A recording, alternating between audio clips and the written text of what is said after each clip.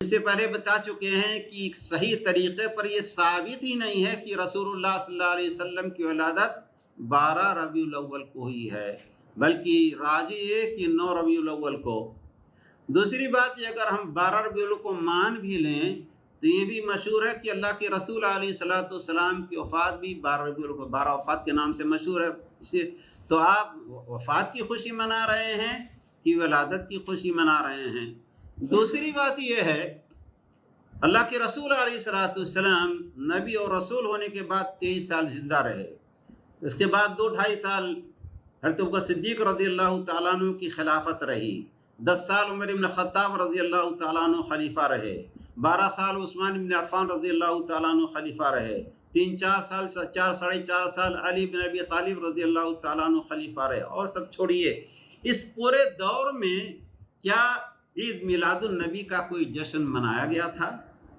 جب نہیں منایا گیا تو یقیناً وہ درست نہیں ہے کہ آج کل عید میلاد النبی کے نام پر جو جشن مناتے ہیں اس میں غنڈہ گردی ہوتی ہے، تماشے ہوتے ہیں، نماز کوئی نہیں پڑھتا، لڑکیاں ناچتی ہیں، لڑکیوں کو بیٹھا کر کے اس کی ارد گرد لوگ ناچتے ہیں، گاتے ہیں۔ یہ عید میلاد النبی ہے کہ نعوذ باللہ رسول اللہ صلی اللہ علیہ وسلم سے دشمنی ہے۔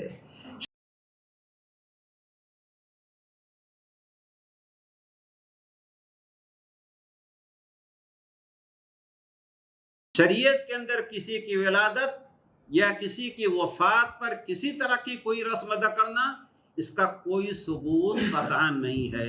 جو کام رسول اللہ صلی اللہ علیہ وسلم نے نہیں کیا، صحابہ کرام نے نہیں کیا ہے، خلفائے راشدین نے نہیں کیا، اور آپ ائمہ اربعہ جن کو آپ مانتے ہیں حنفی، شافعی، مالکی، حنبلی کے نام پر، ان سے بھی اس کا کوئی ثبوت نہیں ہے۔ تو آپ پہلے دیکھیں کہ رسول اللہ صلی اللہ علیہ وسلم نے منایا تھا، صحابہ کرام نے منایا تھا، خلفائے راشدین نے منایا تھا، ائمہ نے منایا تھا، دور سے بھی کہیں کوئی ثبوت نہیں ہے۔ اور اللہ کے رسول علیہ الصلوۃ والسلام نے فرمایا ہے، من عمل عملا لیس علیہ امرنا فہو رد، جس بندے نے کوئی ایسا کام کیا جو ہماری شریعت میں نہ، ہمارا طریقہ نہ ہو، تو وہ کام مردود ہے۔ تو سچی بات یہ ہے کہ اب جس طریقے پر منا رہے ہیں وہ طریقہ ہی شریعت کے خلاف ہے۔ اولاً تو یہ کام خلاف ہے، اور جس طریقے پر کر رہے ہیں یہ بھی خلاف ہے۔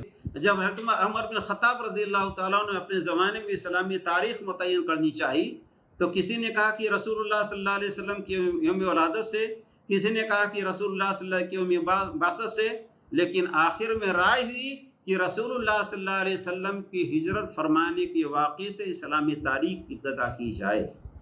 اگرچہ ربیع الاول میں اللہ کے رسول علیہ الصلوۃ والسلام ہجرت فرمائی تھی، لیکن محرم ہی سے ہجرت کی باتیں ہو رہی تھیں مدینہ کے انصار، اور رسول اللہ صلی اللہ علیہ وسلم سے مکہ میں عقبہ کے اندر باتیں ہوئی تھیں۔ تو اس لیے عمر بن خطاب رضی اللہ تعالیٰ عنہ نے ماہ ربیع الاول کے بجائے ماہ محرم سے اور بھی ہجرت کی یاد کے طور پر اسلامی تاریخ متعین کی تھی۔ آپ بھی دیکھتے ہیں سنہ ہجری، سنہ میلادی، سنہ ہجری۔ تو عمر بن خطاب رضی اللہ تعالیٰ عنہ نے اللہ کے رسول علیہ الصلوۃ والسلام کی ولادت کو کوئی اہمیت نہیں دی، یوم بعثت کو کوئی اہمیت نہیں دی۔ دوسری بات یہ کہ اگر آپ کو منانا ہی ہے تو اس طریقے پر منائیے جو رسول اللہ صلی اللہ علیہ وسلم سے ثابت ہے۔ رسول اللہ صلی اللہ علیہ وسلم سے پوچھا گیا پیر کے روزے کے بارے میں، تو آپ نے فرمایا اسی دن میری ولادت ہوئی ہے۔